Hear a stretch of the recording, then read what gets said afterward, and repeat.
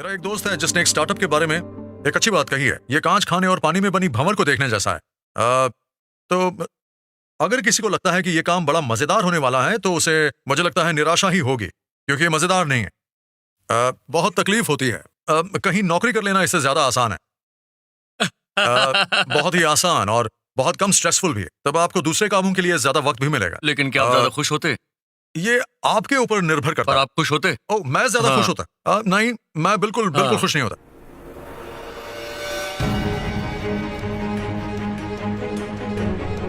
2002 में उन्होंने एक private Interstellar travel company SpaceX शुरू की, जिसका मकसद था अपोलो की यादें दोबारा ताजा करना, और वो कमर्शियल स्पेस ट्रैवल के लिए स्पेसक्राफ्ट बनाने के सपने देखने लगे थे। उनका गोल था स्पेस ट्रांसपोर्टेशन की टेक्नोलॉजी को बेहतर बनाना और उसके लिए सस्ते और रीयूजेबल रॉकेट्स बनाना। लेकिन स्पेस इंडस्ट्री के एक्सपर्ट्स मानते थे कि रीयूजेबल रॉकेट्स बना पाना असंभव है। हम किसी और दुनिया में जाना चाहते हैं। पहले तो चांद पर जाएंगे और फिर उसके बाद शायद मार्स या उसके भी आगे जाने की कोशिश करेंगे। मैं तो यही मानता हूं कि ये भी अपोलो के सपने का आगे बढ़ना ही है, और अब सब लोग यही चाहते हैं। SpaceX की शुरुआत हुई थी 2008 में, मगर सब उनकी इस बात से सहमत नहीं थे।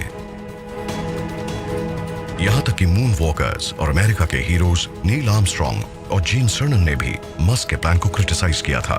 उन्होंने एक बड़े इमोशनल इंटरव्यू में कहा था कि मुझे यह सब सुनकर बेहद दुख हुआ।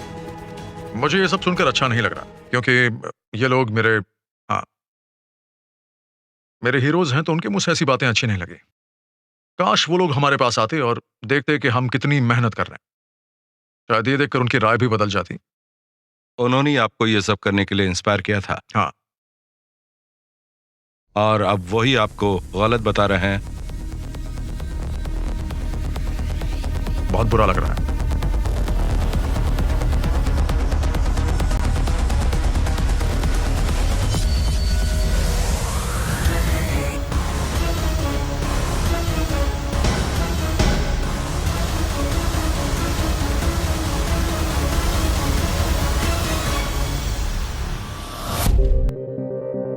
90 के दशक में मस्क के सिलिकॉन वैली में आने की सबसे बड़ी वजह तो यही थी कि वो इलेक्ट्रिक कार्स पर काम करें। उस वक्त उन्हें लगा था कि इंटरनेट का हिस्सा बनना बहुत अच्छा होगा, क्योंकि वो तेजी से तरक्की कर रहा था। मगर इलेक्ट्रिक कार्स बनाने के बाद उनके दिमाग में दफन थी और वो उसे भूले नहीं थे।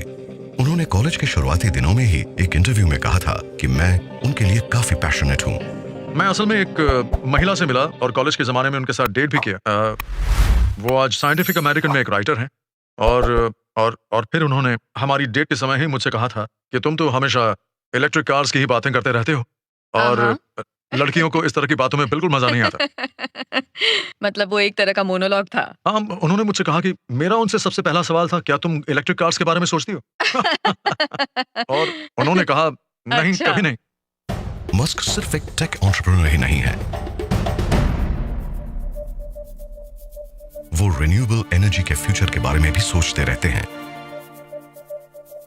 और उनका कहना है कि ये इंसान के फ्यूचर का एक की फैक्टर है।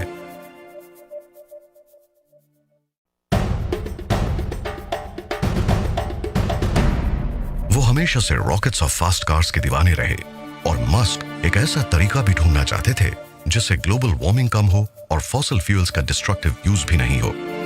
इस बात में शक नहीं कि फ्रैकिंग टेक्नोलॉजी के कई खतरे हैं, और हम अभी बिल्कुल ही अर्ली स्टेज में, क्योंकि मैं मानता हूं कि फ्रैकिंग से शायद दुनिया में ऑयल और गैस की एक्सेसिबिलिटी सिर्फ 10% ही रह जाए। हम नहीं जानते कि मामला किस हद तक जाएगा, लेकिन ये शायद इतना बढ़ जाएगा कि उससे दुनिया के क्लाइमेट पर बहुत ही बुरा असर होगा, और उससे जितना नुकसान होगा उतना शायद पहले कभी नहीं हुआ है। और हम तब तक इंतजार नहीं कर सकते जब तक कमी की वजह से ऑयल और गैस की कीमतें बहुत बढ़ जाएं। इसलिए बेहतर यही होगा कि हम अभी से इलेक्ट्रिक का इस्तेमाल शुरू कर दें। अब हमें ऐसे तरीके ढूंढने हैं जिनसे ऐसी इलेक्ट्रिक कार्स बनाई जा सकें जिनकी वजह से हमें गैस की बेहद बढ़ी हुई कीमत ना चुकानी पड़े। SpaceX की शुरुआत के 2 साल बाद 2004 में वो एक ऐसी कंपनी के साथ जुड़े जिसके बारे में उन्हें यकीन था कि वो ह्यूमैनिटी की दिशा बदल देगी। और हमें एक ज्यादा सस्टेनेबल फ्यूचर मिलेगा। उस कंपनी के पास एक रेवोल्यूशनरी टेक्नोलॉजी थी जो एनवायरनमेंट, कस्टमर एक्सपीरियंस और कामयाबी पर यकीन करती थी, और वो काफी पॉपुलर भी थी। टेस्ला मोटर्स, जिसे ये नाम दिया गया था electrical inventor Pioneer Nikola Tesla के नाम पर। टेस्ला का प्लान था ऐसी कार बनाना जो सबकी पहली पसंद हो, अफोर्डेबल हो, एनवायरमेंटली फ्रेंडली हो और फास्ट भी हो। हालांकि मस्क ने इस कंपनी की शुरुआत नहीं की थी, बल्कि दो थोड़े से अनजान इंजीनियर्स ने की थी, जिनके पास ट्रांसपोर्ट को लेकर एक विजन था और वो ऐसी एनर्जी का इस्तेमाल करना चाहते थे जो एनवायरमेंट के लिए बेहतर हो। अप्रैल 2004 में उन्होंने टेस्ला लॉन्च करने में उनकी मदद की और उन्हें $65 लाख अपनी जेब से दिए और उन्हें कंपनी का चेयरमैन बना दिया गया।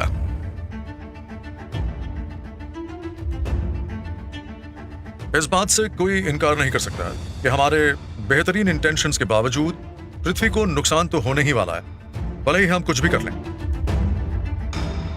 इस बात की भी संभावना है कि या तो कोई एक्सटर्नल फोर्स या कोई इंटरनल अनफोर्स्ड एरर हमारी सिविलाइजेशन को खत्म कर देगी। 2006 में 32 साल की उम्र में लगातार सस्टेनेबल एनर्जी की खोज में जुटे रहने के बाद उन्होंने अपने कजिन्स लिंडन और पीटर रीव की मदद की ताकि वो सोलर सिटी नाम की वो कंपनी शुरू कर सकें जो सोलर पैनल्स और सोलर रूफ टाइल्स बनाती और बेचती थी। उसकी भी मालिक टेस्ला ही थी और सोलर सिटी आज अमेरिका में सबसे बड़ी सोलर सर्विस प्रोवाइडर है। वो मानते हैं कि सूरज से हमें लगातार ढेर सारी एनर्जी मिल सकती है और उनके मुताबिक इस एनर्जी से पूरी दुनिया को फायदा हो सकता है। वो उसके उस मिशन का एक बड़ा हिस्सा है जिससे वो पृथ्वी को पावर देना चाहते हैं। उनका कहना है कि इसका फायदा यूके में भी होगा, क्लाउडी ब्रिटिश वेदर के बावजूद। बादल होने के बावजूद सूरज की 80 से 90% एनर्जी पृथ्वी तक आती है। ये बिल्कुल जरूरी नहीं है कि बस तेज धूप ही हो, और अगर यकीन नहीं होता तो आप पेड़ पौधों को ही ले लीजिए जो सिर्फ सोलर पावर्ड केमिकल रिएक्शन से जिंदा रहते हैं, और यूके काफी हरा भरा देश है। 2008 में टेस्ला की पहली टेस्ला रोडस्टर आई, एक स्पोर्ट्स कार जो 0 से 100 किलोमीटर पर आवर की स्पीड पर सिर्फ 3.7 सेकंड में पहुंच जाती थी, और उसने पहली अफोर्डेबल इलेक्ट्रिक कार मॉडल 3 के लिए रास्ता बना दिया। मगर मस्क को अंदाजा नहीं था कि ऐसी हाई एंड कार्स का प्रोडक्शन कॉस्ट बहुत ज्यादा होगा। हमारा गोल है ऐसी कार्स बनाना जिन्हें जल्द से जल्द सब अफोर्ड कर सके। मगर कोई भी टेक्नोलॉजी एक लर्निंग कर्व से गुजरती है और उसे कई तरह की इकोनॉमीज और दूसरी चीजों का भी सामना करना पड़ता है। हमने एक छोटी सी शुरुआत की है और हमारे स्टार्टअप ने एक ऐसी कार बनाई है जो कि लो प्रोडक्शन वाली है और काफी एक्सपेंसिव भी है, लेकिन ये टेक्नोलॉजी का पहला वर्जन है। टेस्ला ने सिर्फ 1300 रोडस्टर्स बेचे थे तो क्रिटिक्स कहने लगे कि इतनी छोटी कंपनी कभी भी ऑटोमोबाइल इंडस्ट्री को रेवोल्यूशनाइज नहीं कर पाएगी। मगर उसने अपनी बैटरी टेक्नोलॉजी बेच दी डेमलर को, जिसने उसके सहारे एक इलेक्ट्रिक स्मार्ट कार बना ली और इस बात की पूरी कोशिश की कि रोडस्टर एक रेगुलर कार की कन्विंसिंग रेप्लिका बनी रहे, ताकि लोगों को यकीन हो जाए कि फ्यूचर तो इलेक्ट्रिक का ही है। मैं तो मानता हूं कि सारे ट्रांसपोर्ट रॉकेट्स को छोड़कर फुल्ली इलेक्ट्रिक हो जाएंगे। मैं तो इसी बात पर यकीन करता हूं, और मेरे ख्याल से टेस्ला इस काम में एक एक्सेलरेंट है, उस ट्रांजिशन में एक कैटलिस्ट का काम करेगी। 2007 तक कंपनी पैसों की तंगी से जूझने लगी। वो नहीं जानते थे कि आने वाले साल कितने मुश्किल होने वाले हैं। मस्क ने टेस्ला और स्पेसएक्स की कामयाबी के पहले कई मुश्किलों का सामना किया था। 2008 उनकी जिंदगी का शायद सबसे बुरा साल था। ग्लोबल फाइनेंशियल क्राइसिस का असर देश की इकोनॉमी पर पड़ा था। मस्क की तीनों कंपनीज फाइनेंशियल ट्रबल का सामना कर रही थी। उस वक्त तक स्पेसएक्स अपने पहले 3 लॉन्चेस में नाकाम रही थी और टेस्ला में हर महीने लाखों डॉलर्स का नुकसान हो रहा था। 2008 में क्रिसमस के पहले टेस्ला 2 दिनों के अंदर बैंकक्रप्ट हो सकती थी। टेस्ला और स्पेसएक्स के बचे रहने के सिर्फ 10% चांसेस थे। जो बैंक उनकी फंडिंग कर रहा था उसने भी हाथ खींच लिए थे। मस्क अपनी जिंदगी की सबसे बड़ी जंग लड़ रहे थे। इसी साल जस्टीन के साथ उनकी शादी भी टूट गई। वो बहुत ही मुश्किल दौर से गुजर रहे थे और उन्होंने अपना सब कुछ दांव पर लगा रखा था, जबकि इस बात की कोई गारंटी नहीं थी कि उससे कोई फर्क आ सकेगा। एक तरफ टेस्ला बैंकरप्सी की कगार पर थी, तो दूसरी तरफ मस्क ने एक बहादुरी भरा कदम उठाकर उस कंपनी को सबसे मुश्किल वक्त पर बचा लिया था। आखिरी दम तक लड़ने और अपना सब कुछ दांव पर लगा देने के बाद उनके पास सिर्फ वही पैसे बचे थे जो पेपैल को बेचकर मिले थे। वो पैसे भी उन्होंने टेस्ला में लगा दिए। उसी साल सितंबर में मस्क को कामयाबी मिली फैल्कन 9 रॉकेट लॉन्च से, और तब उनके पास सिर्फ उसी लॉन्च के लायक पैसे थे। और फिर क्रिसमस के कुछ दिन पहले एक चमत्कार हुआ। नासा ने उन्हें बुलाया और स्पेसएक्स को $160 करोड़ का कॉन्ट्रैक्ट दिया इंटरनेशनल स्पेस स्टेशन पर सप्लाई पहुंचाने का। इस ह्यूमन स्पेस फ्लाइट के लिए ही स्पेसएक्स कंपनी बनाई गई थी, और हम बहुत खुश हैं कि आज हम नासा के साथ मिलकर आगे बढ़ रहे हैं और ये संभव हुआ है।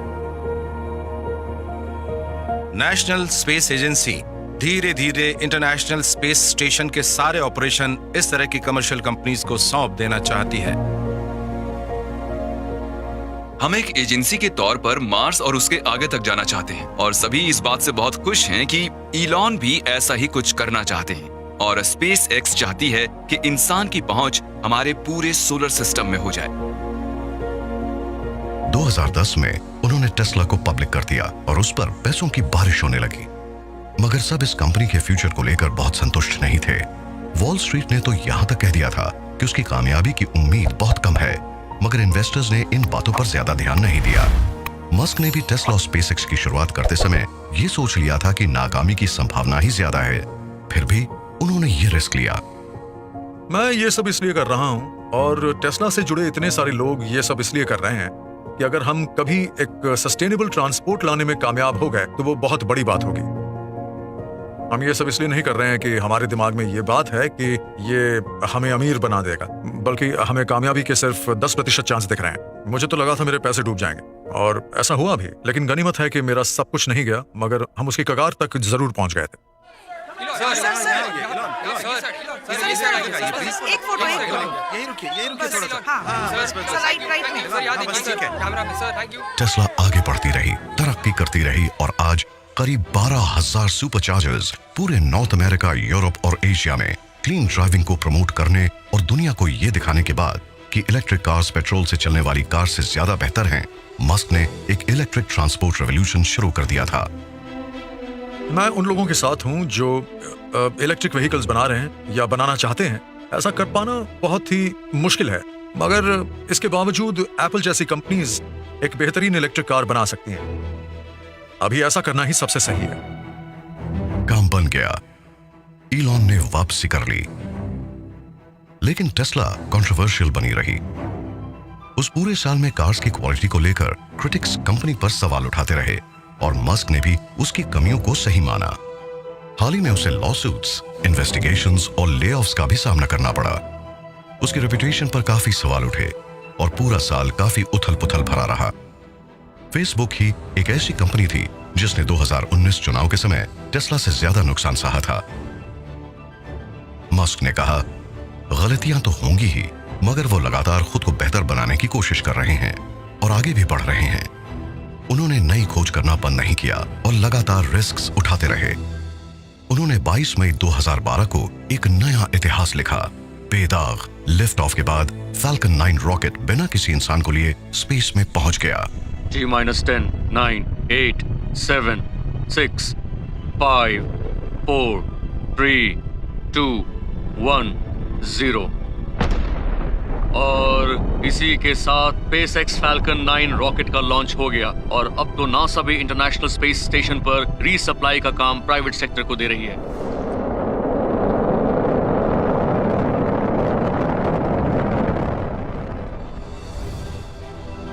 इसी के साथ पहला commercial vehicle international space station पर पहुंच गया, और उसने वहां तक वो ड्रैगन कार्गो कैप्सूल पहुंचा दिया जिसमें ग्रोसरीज और सप्लाईज थी। मेरे शरीर में जितना भी एड्रेनालिन था वो सब उस वक्त रिलीज हो गया था, ऐसा कहा था इलॉन मस्क ने जब रॉकेट ने लिफ्ट ऑफ किया था। बहुत ही कम लोग जानते हैं कि हमारा एक स्पेस स्टेशन भी है। उन्हें यकीन ही नहीं होता। हमारा एक बहुत बड़ा स्पेस स्टेशन है, बहुत बड़ा। उसका अंदाजा भी लगाया नहीं जा सकता। वो एक बेहद अनूठा स्ट्रक्चर है जो पृथ्वी के चक्कर लगा रहा है, और मैं तो यही कहता हूं कि हमें लोगों को इसके बारे में बताना होगा। लोगों को बताना पड़ेगा कि स्पेस स्टेशन कितना शानदार है, क्योंकि वो वाकई बहुत अनोखा है। SpaceX अब रेगुलरली अपने सैटेलाइट्स स्पेस में भेजती रहती है। एक सोलर टेलीमेट्री लिंक है और पावर सिस्टम्स बिल्कुल नॉर्मल है। हम अभी स्पेस एक्सप्लोरेशन के एक नए युग में जा रहे हैं और ये बहुत ही बड़ी बात है। बात सिर्फ स्पेसएक्स की नहीं है, बल्कि कई और कंपनीज हैं जिन्होंने नए अप्रोचेस डेवलप किए हैं और नासा उन नए अप्रोचेस का फायदा उठा रहा है, जो बहुत बड़ी बात है। अब हम आगे जाकर अंतरिक्ष में घूमने वाली सिविलाइजेशन और एक मल्टी प्लैनेट स्पीशीज बन सकते हैं, और आप लोग भी शायद मेरी इस बात से सहमत होंगे।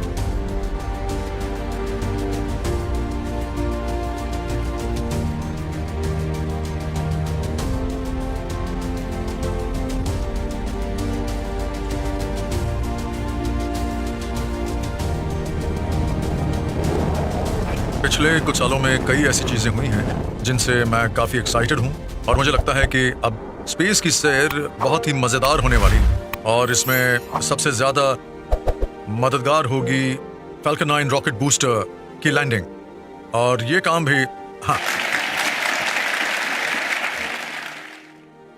2013 में उनका बिजनेस काफी बेहतर चल रहा था। फाइनेंशियल क्राइसिस अब बीते कल की बात बन चुकी थी। उन्होंने कई और नई खोजें की